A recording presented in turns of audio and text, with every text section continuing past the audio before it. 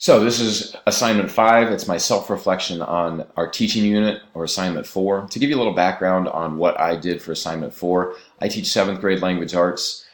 So I ask students to shoot for the end goal of creating a multi-paragraph essay. So a 5-paragraph persuasive essay was the end goal for this assignment.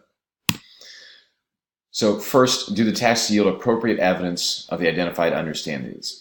I would argue that yes, this is one of the strengths of the unit. The tasks definitely did yield appropriate evidence of what the kids understood. The end goal, as I said, was for students to synthesize a multi-paragraph persuasive essay.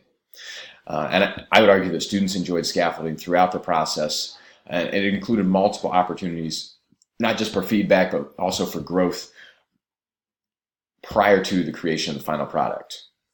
Okay, so I would argue that the kids were able to get feedback, to make improvements, and ultimately shoot for the best quality essay that they could do on the summative assessment. And I think students met that goal. Secondly, do the tasks involve a challenging, authentic application of the skills and understanding necessary? Again, I would argue yes, but I would argue that there's room for improvement on this question. The tasks did involve authentic application, but it's an area that I think can be strengthened. For example, students were given very broad parameters for choosing a topic to argue in their essay. However, I think it would have been helpful to narrow the topic. I think this would have helped students be more efficient and not waste as much time searching and trying to identify something to try and persuade their audience on. In the future, I'm considering adding a debate or discussion covering school issues. I think this will be beneficial to students because I think it will make it more relatable to them. It's more student-centered and relatable to their life.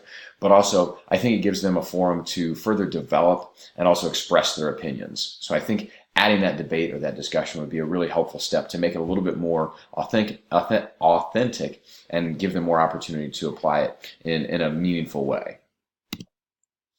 Next, is there variety within the formats of assessment to provide sufficient evidence of learning? I would argue that yes. For example, the assessments spanned the range formative to summative. They span different levels of Bloom's taxonomy, starting with just simple memorization of terms and definitions and being able to recall those. It progressed to being able to apply those terms and definitions to be able to find the pieces and the parts of an essay. Students also had the opportunity to evaluate other writers' work. Professional published authors' persuasive essays were used so students could see what good quality persuasive essays were like and to evaluate whether those arguments were supported with sufficient and relevant evidence, which connects to our standards. And then finally, on the summative assessment, students were asked to synthesize, to create their own essay, proving that they understood what it takes to create a good quality persuasive essay. So again, I think this was a strength of the unit. Lastly, do students have the opportunity to self-assess and reflect on whether they met stated goals and objectives? Here's where I feel like I have quite a bit of room for improvement.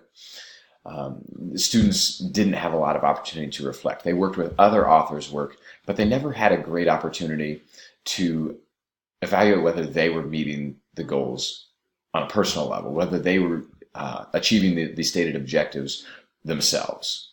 So I think the reflection piece for students was probably the biggest area of need for improvement in this unit that I taught. The students could have highlighted their own persuasive essay.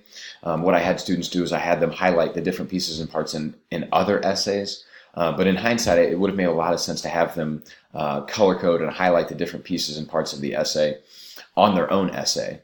In the past, I've given students a checklist as a way of measuring whether they included every element that was needed.